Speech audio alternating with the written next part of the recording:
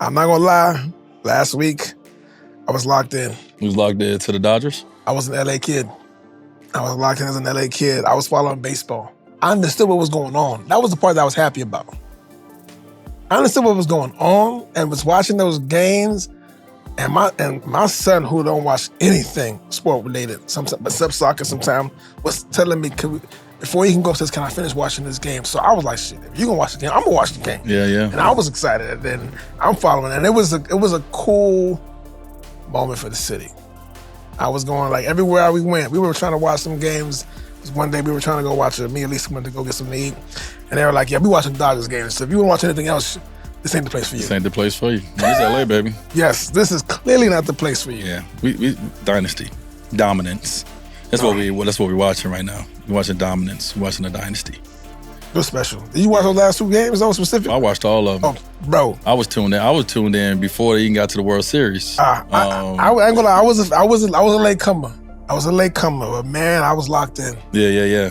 Because I was locked in from that for example, for the game that went 18 innings. Yeah. There was a game 2, game 3, one of those. Yeah, early on, yeah, for sure.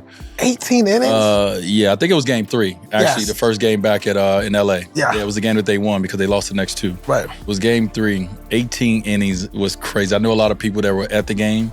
Some people who had to leave the game because they got kids, they got to go to school the next day. Right. They couldn't finish it out, but they gave us everything. Every storyline, from a competitive standpoint. Think about this. The Dodgers won 3 games out of 4 in Toronto. Yes. That's wild. You've worked all year to get home court, right? What we call a home field. Yes. You lose 3 of the 4. Yes. It's crazy. So it's all these different storylines. I mean, and then the Blue Jays coming in and getting 2 in LA. Out there, everybody like, oh, let's keep them in here, shut the doors, lock the door with it. You know what I'm saying? No, lean on me vibes. Yes. The Blue Jays won rolling. So, man, it was so many different storylines. And for me, it's great. Like, I didn't grow up being like a baseball fan necessarily. Like, I've watched the Cubs, I watched the White Sox, I watched other teams. But to be here in LA and have personal relationships with people inside the organization or players on the team, you feel a little bit more invested in it. Yeah. So I had some investment in it because I know the guys, and like I'm gonna see them this weekend, some of them, and I get a chance to congratulate them, but be a part of of certain things. Mookie and I have a really good relationship as well, where we talk about what is things away from the game, but also things when it's around the game. So I have an invested interest in the success of the team and obviously relationships with ownership up top. It's really cool, bro. And it's really also cool to see Magic Johnson keep winning. Just keep winning. He ain't trying to stop. He's associated with winning. It's just like number 18, I think, for him. Championships. Yeah, that's insane. That's bananas. It's insane. His trophy room. Whew. But yeah, it was pretty dope because it was funny because watching that last game, and I don't think people understand. Well, at least for people like me, because if you're a baseball fan, you understand this completely. But as far as I didn't realize Toronto, they don't really lose 2 games in a row. Okay. You know what I'm saying? So they lost 6 and 7. 6-7.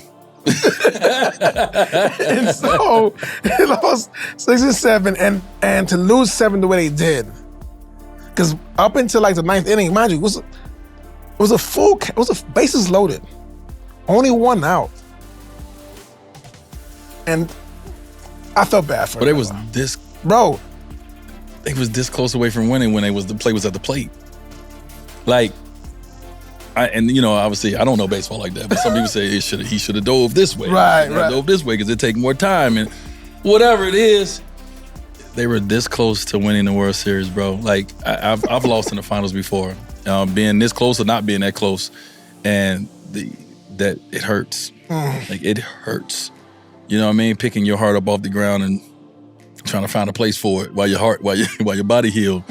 It's crazy. So, bro, just incredible sports moment for obviously baseball, for sports, but for LA, it's really, really dope, bro. And like you said, I think for all of us that was non-baseball experts who don't know the game the way that the game the way that others know the game. Right. We learned a lot about the game. Damn sure did. In this series because they gave us everything. And and there's so many great stories. So many great stories when it comes to the Dodgers. I think two stories that comes, to mind is one, look at the collection of talent that they have.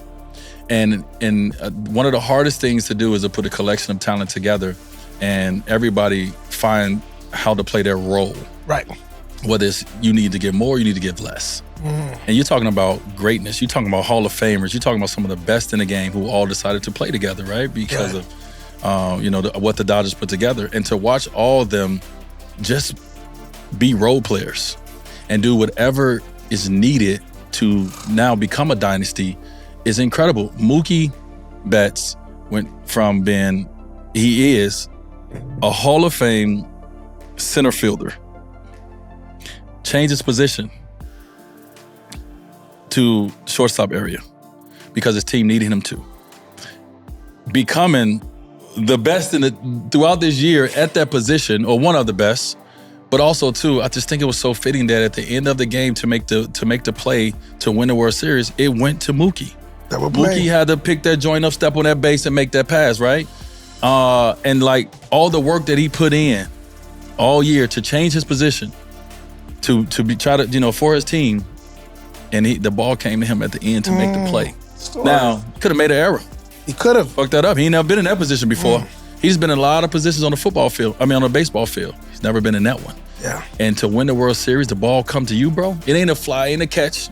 It ain't a pop fly. It's boom, bang, bang. It's boom, boom, bang, bang play, yeah. And so, just incredible, bro. And that shows a guy who has the most, I think he has the most championships, World Series right now that's of any active player. He has 4. He has 4.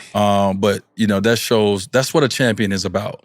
That's why it's hard to always talk about rankings when you talk about players, because some players, most of the rankings are what someone individually did, and some players took an individual step back to do more or to accomplish more. And Mookie is a prime example of that, right? In the sense of like, individually, like look what as a team, look what he's done. He has 4 of these, but individually, maybe being here is not, it put him in a different position because he had other guys that are great. And so I just think it's incredible when you see a collection of talent, of greatness, all find ways of all still being great. Right. Still in the same spaces together. Still in the same space. And, I talk about Mookie because I have a personal relationship with him, but like all those guys, and not caring who got MVP, not caring about anything more so than their love for the Dodgers, their love for LA, their love for the game, and their goal to try to be dominant, and they're accomplishing it. So shout out to the Dodgers, man. Man, I'm about to get me a jersey. I don't even wear jerseys like that. I'm about to get me one. I'm like, yo, I'm gonna have to get me this Dodger blue. Mind you, I realized my daughter is a California child who was born here, raised here. Oof. And so the other day she was going to school and she was wearing a Dodger jersey because, shout out to the Dodgers. She got a custom Cavia 7 and she's turning 7. She's got a custom Cavia 7 jersey that she was able to wear to school yesterday or a few days ago as she leads up to her 7th birthday.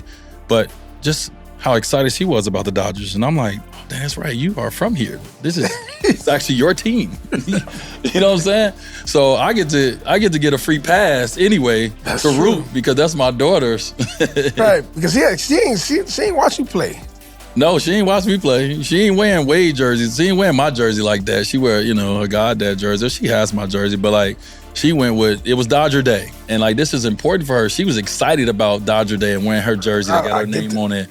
But to represent the Dodgers, she's 6. She won 3 championships. She been born. So it's kind of like Zaya, right? When we were on the parade float in Miami after we won our 3rd championship, Zaya just thought that this was the summer was about. She was like, so next summer when we get on this, I'm like, no, that don't just happen. We got to earn this. Like, she was like, but next summer she already planning about next summer on a parade. And I'm like, no, we got to get there. That's the beauty of dynasties, though. Yeah, it's the beauty of dynasties. And so that's all she knows. And so it's really cool to experience it through like the youth that is growing up in this new, kind of Dodger universe in a sense. And my daughter's right there with it. ドウェイン・ウェイドがこう言いました。先週はずっとドジャースにロックインしてたよ。LA キッドとして完全に夢中になってたんだと。バスケットボール界のレジェンド、マイアミで3度チャンピオンになった男が今ロサンゼルスでドジャースのプレーオフに本気でかじりついている。街中どこへ行っても、テレビにはドジャース戦、レストランで別の番組を見ようとすると、ここはドジャース見る店だから他が見たかったら別を探してくれ、これは LA だぞと追い返される。その空気感をウェイドは笑いながらも本当に嬉しそうに語ります。これはただの優勝ではない、街全体が一つのチームの物語の中に生きている感覚です。彼が特にロックインしたのがあの18回まで続いたゲーム3でした。子供が明日学校なのに最後まで見たいと言ってくる。普段はスポーツを見ない息子まで、パパこれ見終わるまで出かけないでと言ってきた。バスケットボールのスターである父親が、それなら一緒に見るしかないなと笑いながら、ドジャースの一球一球に釘付けになっていく。トロントでの4試合中3試合をドジャースが敵地で勝ち取る。ホームアドバンテージを取りに行ったはずのブルージェイズが、自分たちのスタジアムでじわじわ追い詰められていく。その後ロサンゼルスに戻ってきたかと思えば、今度はブルージェイズがドジャースタジアムで連勝する。誰が主役かわからなくなるようなストーリーラインの連続。でもウェイドは最後の最後でたった一つのシーンに目を奪われます。第7战9回里满垒意思。ブルージェイズはほんの指先一本の差でワールドシリーズに手をかけていました。ホームでのクロスプレー、スライディングの角度、キャッチャーのタッチの一瞬の遅れ、あれがもしあとコンマ何秒か早ければ歴史は全く違うものになっていた。バスケットボールでファイナルのリングにあと一生届かなかった経験を持つ男だからこそ、その痛みがわかる。俺もあそこまで近づいてそれでも届かなかったことがある。あの距離感は心臓を地面に落としてもう一度拾い上げるような感覚なんだと。だからこそ彼は言います。トロントが第6戦と第7戦を落としたこと、特にあの負け方をしたこと、それがどれだけ痛いかは数字やハイライトには映らない。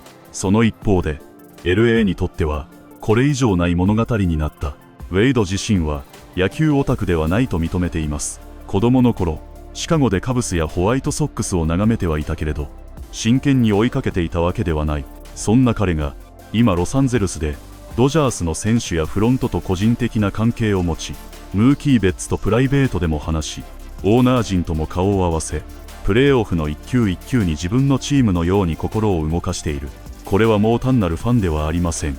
チャンピオンを知る者としてチャンピオンになっていくチームのプロセスを隣で見つめている感覚です。彼が一番強く語ったのはドジャースのタレントの集まり方とまとまり方でした。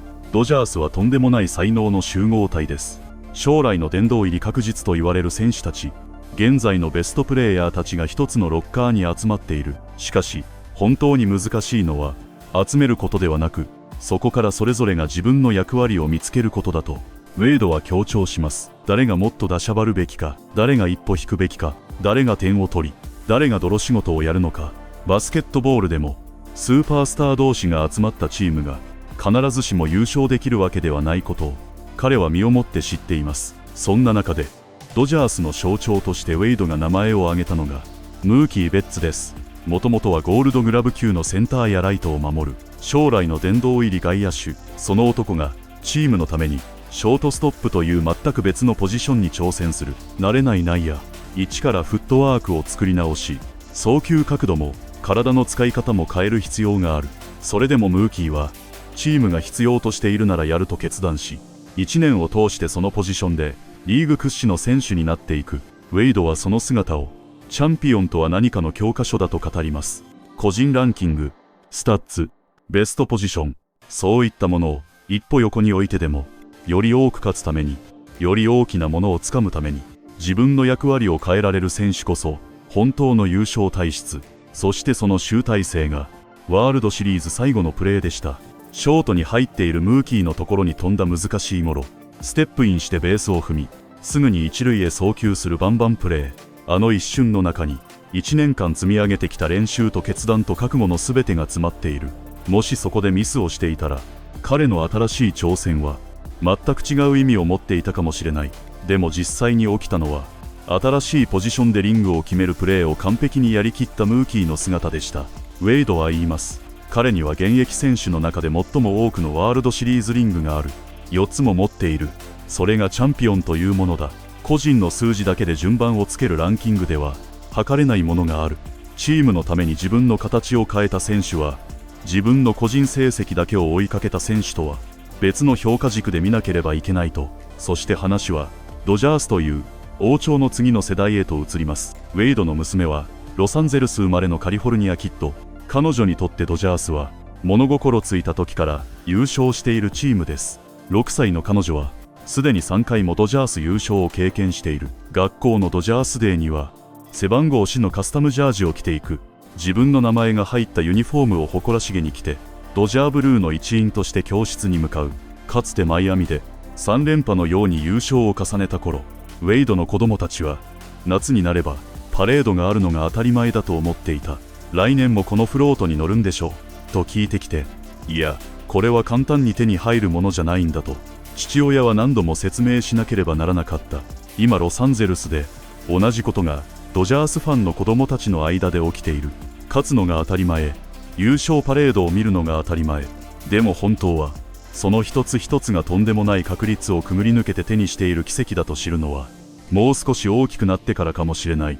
ドウェイン・ウェイドという別競技のレジェンドがドジャースの連覇を通してロサンゼルスという街全体の物語を語り始めた今、ドジャースはもはや野球の強いチームという枠を超え LA の文化そのもの、新しい王朝として次の世代の記憶に刻まれ始めています。その中心にいるのはムーキー・ベッツであり大谷翔平であり、そして無数のロールプレイヤーたち。バスケットボールの世界で王朝を知る男が今野球の世界で新しい王朝を見つめドジャースブルーのジャージを買おうとしている。それが今という時代の一番わかりやすい証拠なのかもしれません。